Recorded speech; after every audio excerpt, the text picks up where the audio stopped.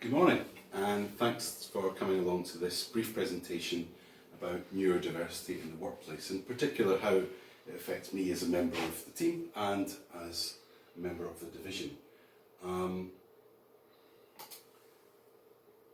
The handouts and the slide deck will be sent to you by email after the presentation. Okay, so labels can often be destructive, but at times they can inform and give us a new perspective on colleagues and friends. How would you expect to recognise if someone had dyslexia or adult ADHD? Handwriting, spelling, hyperactivity, not listening. Great, yeah, I think those are all well-known traits. Now, those two terms are part of the umbrella term neurodiversity, and it includes dyslexia, ADHD, amongst other conditions. And it says here that having a neurodiverse condition means that the person with it thinks differently when compared with neurotypical thinkers.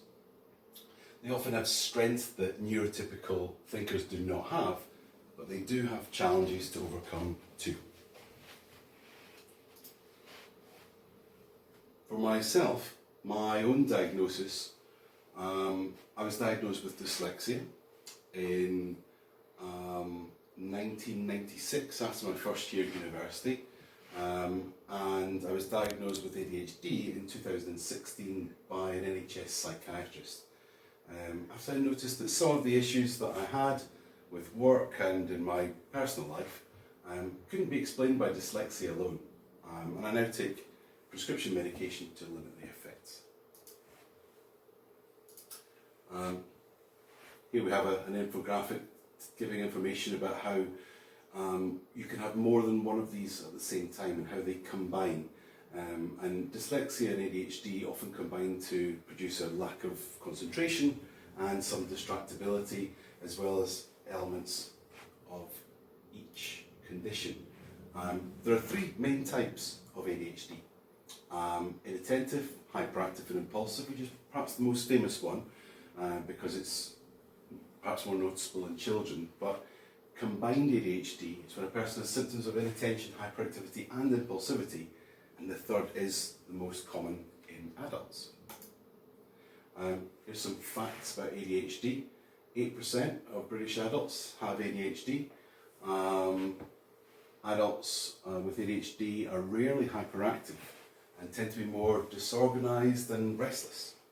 And an interesting one there is that people with adults with ADHD often have anxiety, depression and suffer from low self-esteem, sadly.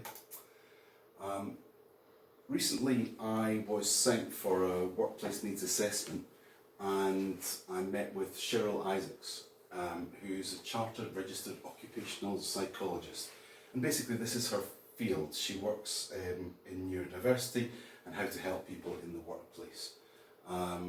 She has just authored her first book on cognitive psychology, and it's a book that I've recently read, and it's very interesting. She's worked with the Met in London, Revenue and Customs, and also with the Marines. So she works with various organisations trying to get the best out of their staff and helping them to thrive. So to assess neurodiversity, we use a range of tests that measure a range of cognitive skills and abilities. From a psychologist's point of view, if they find that the person's performance across all the tests is at a similar level, they're confident that that's neurotypical, and basically means that you have a more balanced profile. Everyone does have strengths and weaknesses. However, when someone has neurodiversity, we see large variations between their different abilities. Then they apply statistical analysis to see how significant those differences are. So one of the areas which they measure is verbal comprehension, and Cheryl's comment on me in this area was that I have dyslexia and ADHD, which means that I'm highly likely to have strengths in this area. This was certainly demonstrated in the needs assessment I conducted with them. I was very kind of her. And basically these are the areas that covers. So in verbal comprehension, understanding a wide range of vocabulary. That certainly helped me in teaching English. Following logical conclusions in speech, picking up information from the world at large, communicating ideas and getting your point across. Again, it was very useful in my previous career as a teacher. Articulating clear sentences with conclusions and vocabulary, and relaying and relating complex and abstract ideas. So these are all areas that I think I would agree with that I do have strengths in. Perceptual reasoning is another area where there's perhaps strengths. Assessing complex relationships and patterns, seeing the bigger picture, or noticing how something doesn't quite add up. People with dyslexia and ADHD are known to have strong perceptual skills and significant strengths in this area. And that includes things like making links between lots of different sources in the abstract, also drawing logical conclusions from what you're seeing, and planning how things need to move and sequence. So that kind of forward planning, seeing the big picture, how to get from A to B in a project or similar. Working memory, sadly, is a weakness. So Grant confirmed difficulties with retention of instructions and remembering new information. Now, it says here that typical dyslexia and ADHD area of weakness, it can cause a number of difficulties in the workplace. Now, particular areas, things like listening in meetings, lectures and conference calls, remembering faces, names, colours, where something is kept, and also paying attention to various things which could be overlooked in a meeting or in a presentation. Now, processing speed is another area of weakness. So Grant confirmed with difficulties with following processes and data entry. And this is another area which is typical of people with, typical as a weakness with people who have dyslexia and ADHD. Now, in this, working quickly and methodically, that can be difficult.